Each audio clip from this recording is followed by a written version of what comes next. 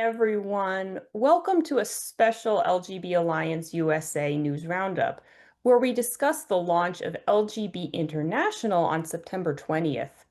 We called this day LGB Independence Day because we are celebrating lesbians, gays, and bisexuals declaring their independence from TQ+. This launch was accompanied by a viral video of various national chapters of LGB International, including LGB Alliance USA, giving a statement about why they are declaring their independence.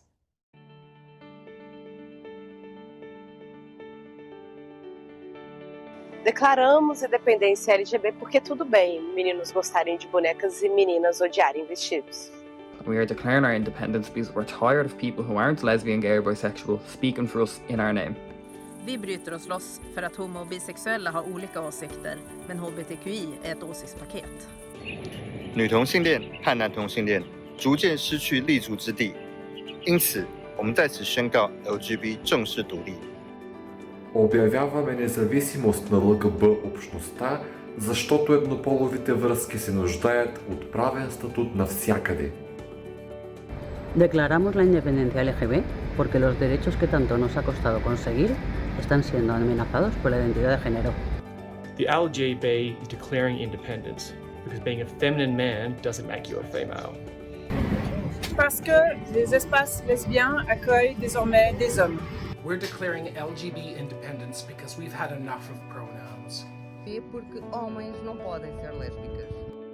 Porque los derechos de los homosexuales no están en contra de los derechos de las mujeres. Omdat wij graag gendernormen slopen, niet onze lichamen. Dichiariamo l'indipendenza LGB perché ci siamo stufati. Vi løsriver oss fordi jenter skal kunne bryte med stereotypiske kjønnsroller uten å tro at de må endre på kroppene sine. Nous déclarons notre indépendance lesbienne, gay et bisexuelle parce que dans 64 pays du monde, l'homosexualité masculine reste encore pénalisée par la loi. Við lýsum yfir sjálfstæði því að það engin kynsegin. Because wealthy legacy LGBTQ+ organizations have betrayed the same-sex attracted population. Rydym yn datgan annibyniaeth LGB i amddiffyn ein gwagleoedd a diogelu ein hawliau. Fordi børn og unge, der ikke passer ind i den kønsstereotype opfattelse af mænd og kvinder, de fejler ikke noget. We are going global. Why? Because gay teens aren't sick anywhere around the world. Welcome, LGB International. And with that, I'd like to hear from you, Jos, because you have been with LGB Alliance USA from its founding. Thanks, Arianne. Thanks for the conversation, and thanks for all the work that you've done for our organization and working with the international group. And watching that video was really cool to me. The shifting between all the different languages, I love that so much. But yeah, it's been a long journey for us as LGB Alliance USA. We've been an organization for 5 years now. Yes, 5 years. We launched in August, I think it was August 26, 2020. And so yeah, we just celebrated our 5-year actually not all that long ago. But yeah, I answered a call from LGB Alliance UK to start a US branch. And so this was the summer before August. Like it really wasn't all that long in the ramp up, but it was a very fervent action by everybody that was involved to get the ball rolling quickly. And some people may have heard the story before. They had an online, like a Google form or something to kind of give information about yourself and who you are as a person. And on the form, they had a breakdown of how you identify, like as a lesbian or gay, bisexual, whatnot. And one of the checks on the list was a political lesbian. At that point, I had no idea that a political lesbian was totally like its own thing. I was like, I'm political and I'm a lesbian, so I checked that. But like, there's a bunch. You could check a bunch of different boxes. So I was like, yeah, definitely, I'm a political lesbian. Nevertheless, I checked all the boxes and submitted the form, and then attended the first meeting. There's, I would say, probably 25 to 30 people in that meeting, and then it just sprang off from there of networking with the people that were attending the meetings and keeping the ball rolling, finding all the ways that we could come together and make the US group what it is. In today's age, you're thinking about branding and logos and all of that stuff. So yeah, it's been a learning curve. I learned a lot and have really enjoyed the journey.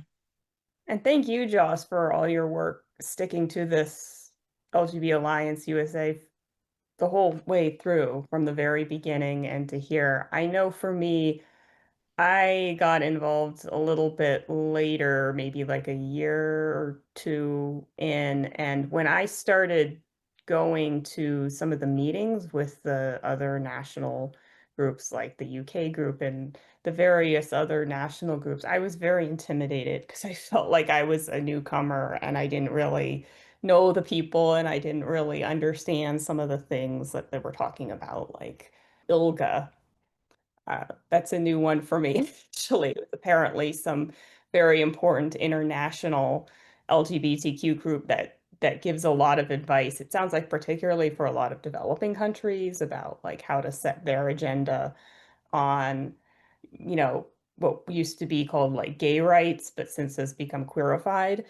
And so that was a big thing that like a lot of the national chapters wanted to do as creating sort of an alternative to ILGA and also to find some way that we can all agree on, you know, this is our name, this is our brand. We all recognize each other in this way and we can really work together. And so over the next the months, few years, I really started to appreciate working with the international groups more because I think they have fantastic people. So you've all seen this video now that shows 18 different people representing various countries, but there are actually a lot more people that are working behind the scenes, whether they're doing web work or whether they're working behind the scenes with politicians in their countries or talking to people, talking to the media in their countries. There are a lot more than just 18 people, and they've all been very impressive people. And so I'm very excited about being part of the LGB International now. That video was so cool to see, and it really it puts that perfect like capstone on all of the effort that has been going on for months and months now. I have to really give big props to Kate Harris for the work that she's done, specifically from the UK to make this magic happen. And yeah, it's amazing to see everyone come together. And like you said, so there's so many bright stars across this whole group of the international body that have just been working hard for years in their own countries, and now to come together as an international group to stand to ILGA is a really important thing. I think for people that don't know ILGA, I think of it like the international version of GLAAD or HRC. So similarly, it was, I think, called the International Lesbian and Gay Alliance or Association, and now it is just ILGA. It also, like GLAAD, has dropped the monikers or the specific use of the terms lesbian and gay, and it's really focused on TQ politics and gender ideology. So it's important to have a lesbian and gay and bisexual, same-sex oriented organization fighting for same-sex rights and single-sex spaces for our community. So it's a beautiful thing to see happen. Yeah, and in my clip of that video, I made a point about putting the Golden Gate Bridge in the background because, well, I mean, I live not that far from it, but also I thought symbolically it would be really important to have a San Francisco icon in the video, since San Francisco is, of course, such a famous gay city, so important to the gay rights movement, but also unfortunately is now like one of the #1 queer cities. So it's good to see people trying to bring back sort of the old-fashioned gay San Francisco and work for a better future. At least that was my vision with that clip. And also I really want to, echo Kate Harris, the shout out to Kate Harris, who's also did a lot of work really at the last minute trying to get the LGB International recognized as basically a company in the UK so they can accept donations. And I'm actually going to be on I'm on the board of directors for that company. We're trying to get, good geographic representation from around the world of different people involved in that. Bev Jackson, absolute workhorse. I'm so impressed with how she can get things done so quickly. Amazing. And Kate Barker, she is the LGB Alliance UK representative for LGB International. So great, glad to work with her. And also have to give out a shout out to Simon, who organized so much of the international meetings and getting all these countries together. And he's really been very important too in the foundation of LGB International, and it continues to be so. So great job to the UK team. Yeah, Simon definitely holds it together, and he's got such a composure and calmness about him. That's one of the things that I've loved to see in meetings that I've attended. Yeah, like the whole team is excellent from top to bottom, and really can't say enough also about Nick Yao, who we did an interview with from Taiwan, Frederick in France, the Australian team, like just across the board. I really can't say enough about all of our different allied organizations, international organizations. They've really just done outstanding work in their own countries and then for this international body as well. Can I ask for you, like, what was one of the things that made you want to be our, our touchstone between the organizations, the US group and the international body? What was the thing that made you really interested in participating in this? Well, first of all, I've always been sort of internationally inclined. I've always been a big world traveler. I did a junior year abroad in college in London, at University College London. So I already sort of just like that vibe, and I like talking to people from other countries because I really want to keep in touch with what's going on around the world. That's really important, including on this issue. I know people from my local pro-women's group that there's interest on their part too, on what's going on in other countries. I've spoken to people who are like experts, like people who are doctors in the medical field who genuinely care about what the research in other countries is saying. So I think I was just interested in that and hearing what's going on around the world and how the USA can learn from those other countries, how other countries can learn from us, etc. So I pretty quickly became sold on wanting to be more involved. Also, I'm on the West Coast, and as it turned out, that made it a little bit easier to get the time zones to all work, but that's a little thing. What would you say is something that you've learned in this process? Oh, that's an interesting question.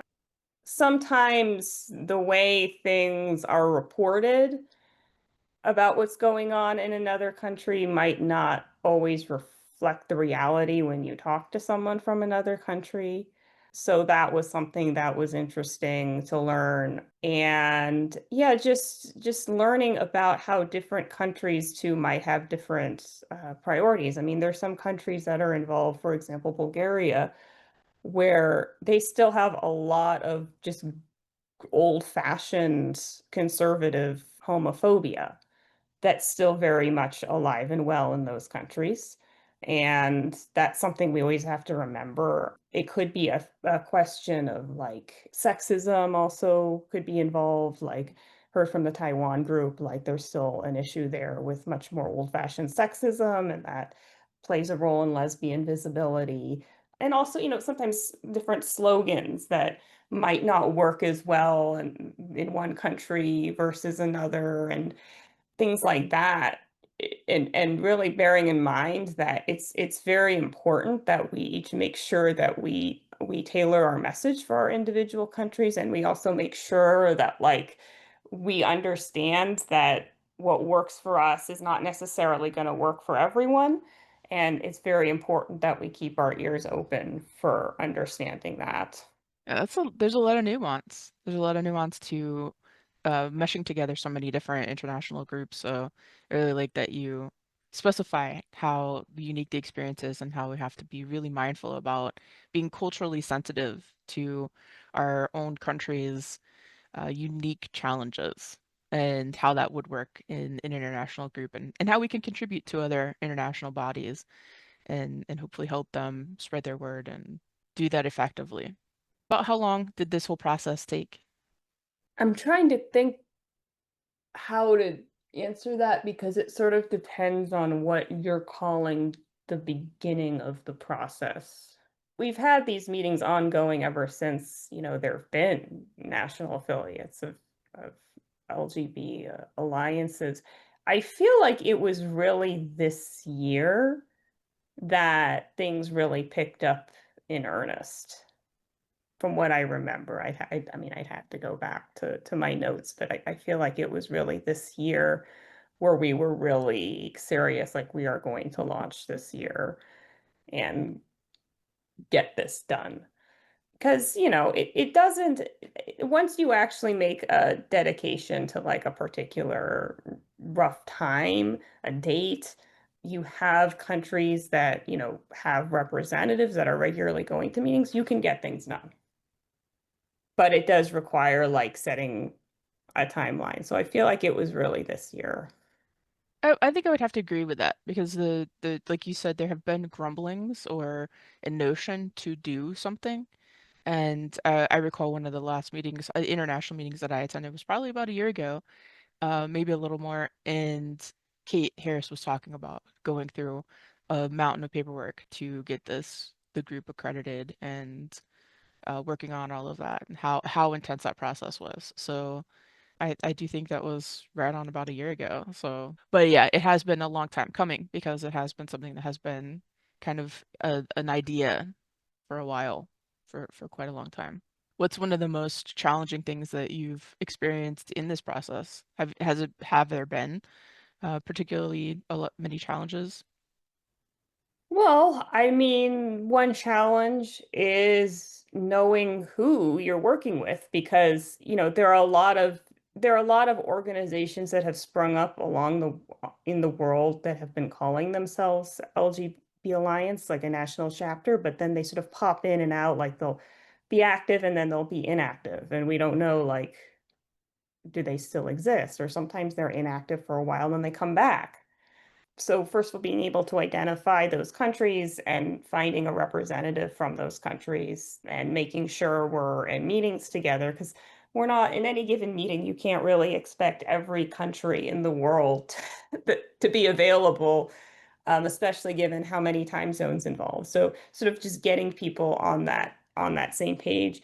And then, the actual work that needs to be done of, like just putting that video together. We need to have all those, 18 different people submitting videos and making sure that's all done. I'm really impressed with the team that actually edited that video. I think it came out very well. And I'm also very impressed with the work that like Kate Harris was doing, getting the actual organization formalized in the UK so that we can accept donation. That was a really mad scramble to get that done. And also some of the technical work on the website. There were lots of different pieces that all had to come together by September 20th. So fortunately, I think it worked pretty well. Yeah, right down to the various international groups doing subtitles for the videos in their own languages. And Jose has done some subtitle work as well for the Spanish version. So it's really cool to see all of that. Like you said earlier, there's so many hands working behind the scenes and working on this to make it all launch flawlessly. And I think it was just a really brilliant launch on the 20th.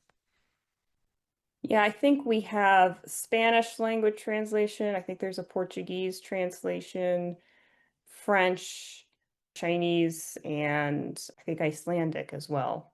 There might be another one that I'm forgetting, but Is there anything, Joss, that you were hoping LGB International will be doing in the future? Yeah, that's a great question, Ariane. I'm really interested to see what the future holds for LGB International. I think it's really important to have such a diverse body come together. So I'm excited to see more countries jump on to the bandwagon and join the fray. I've seen a lot of movement on social media of people extremely excited about the campaign. The Declaring Independence campaign is just an absolutely brilliant way to kick this off. And so I'm really excited to see also what additional campaigns come from this. I know we have had a campaign around Don't Call Me Queer or Don't Say Queer, I'm Not Queer, whatnot some years ago, and the UK has also had a similar campaign. And this is kind of in that same vein of LGB independence. The word queer does not have a concrete definition. I don't gain any sort of information about a person when they tell me I'm queer. That just means I'm not normal, which just continues to posit heterosexuals and gender-conforming people as normal. But furthermore, heterosexuals can use the term queer to describe themselves, which makes it much more difficult to build community based around homosexuality when anyone and everyone can be queer. That's why I use the term lesbian to describe myself, but even that's getting a little convoluted. Well, I'm a homosexual. I like my same biological sex. Of course, there's the whole, it used to be a slur, it still is a slur, but that's not my main reason for not liking it. I also encourage anyone who does not like being referred to as queer or having our community referred to as queer, make your own video telling why you don't like the word. I have heard from some of our supporters that encouragement to also lean into that divorce from the word queer and getting back to our roots around language. So I'm really excited to see if there's developments in that way, that maybe there'll be a campaign in the future for LGB International around abandoning the word queer and leaning into the terms that we're used to and that we support as lesbian, gay, bisexual, homosexual, those core words once again. So maybe a campaign around Don't Call Me Queer would be a good one. What about you?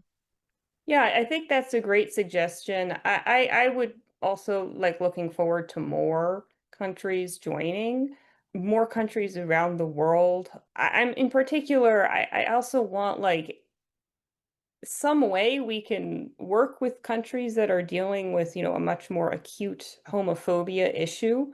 Obviously, we don't want to like preach to people who are from those countries and make it sound like we're stomping on their toes. But if there's anything we can do to help, even if it's just something behind the scenes or something, I think it would be very good to show that, we care, and we care about the fact that there are lots of, gay, lesbian, bisexual people that are really struggling in some very, very homophobic countries. So I'm curious to see what we can do to help in that front as well. And I also want to, go back to what you were saying about like, social media. We've had a big boom in the number of people who've been following us on social media, and LGB International also. I just wanted to say, if you're a more recent follower of ours, we have a lot of events that we have on Zoom. So please check out our website for upcoming events. Also, contact LGB International if you are from a country that doesn't have a chapter currently and would like to start a chapter. I would love to see you do that. And so please go to LGB International's website and find out how that can happen. Is there anything else you'd like to add, Joss?